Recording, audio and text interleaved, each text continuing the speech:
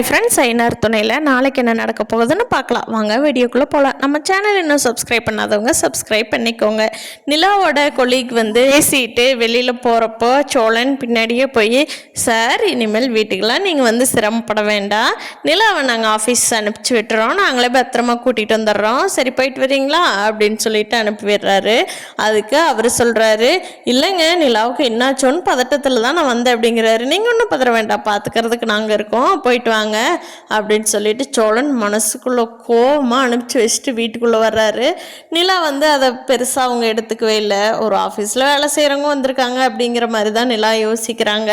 சோழனுக்கு தானே தெரியும் அதனோட கஷ்டம். எல்லாரும் கிளம்பி ஆஃபீஸுக்கு போயிடுறாங்க. எல்லாரும் ஒரு வேலைக்கு கிளம்பிடுறாங்க.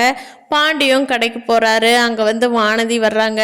டே பாண்டி, என்னோட நிலைமை புரிஞ்சுக்கோடா, உன்னோட நிலைமை எனக்கு புரியுதுடா, சேரனா கல்யாணம் பண்ணணும் நான் இல்லைன்னு சொல்லலடா, ஆனால் எங்கள் வீட்டில் விட்ட தாலி கட்டி இருப்பாங்கடா, இந்நேரம் ஜஸ்ட் மிஸ்ஸில் நான் தப்பிச்சிட்டேன்டா அப்படின்னு சொல்கிறாங்க. புரியுது வானதி, பேசாமல் ஹாஸ்டலுக்கே வந்துடுறியா அப்படிங்கிறாரு.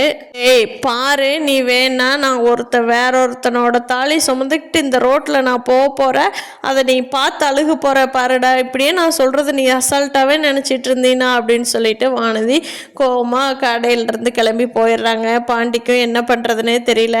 சேரன் அண்ணா இருக்கும்போது ஆல்ரெடி சோழனே கல்யாணம் பண்ணிட்டு வந்துட்டா, நம்மளும் கல்யாணம் பண்ணினோம்னா என்ன ஆகுங்கிறது பாண்டிக்கு ரொம்ப கஷ்டமாக தான் இருக்குது. எல்லாருமே முடிவு பண்ணி சந்தாவை சேரனுக்கு கல்யாணம் பண்ணி வச்சிடலாம் அப்படிங்கிறத ஏன் யோசிக்க மாட்டேங்கிறாங்கங்கிறது தெரியல.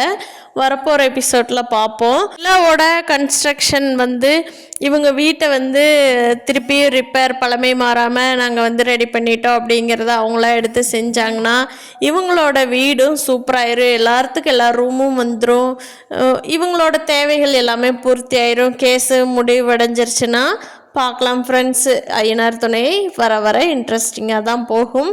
பார்க்கலாம் என்ன நடக்குதுன்னு. இந்த வீடியோ பிடிச்சிருந்தா லைக் பண்ணிக்கோங்க. நீங்கள் என்ன நினைக்கிறீங்க இன்னைக்கு கமெண்ட் பண்ணுங்கள். தேங்க்யூ.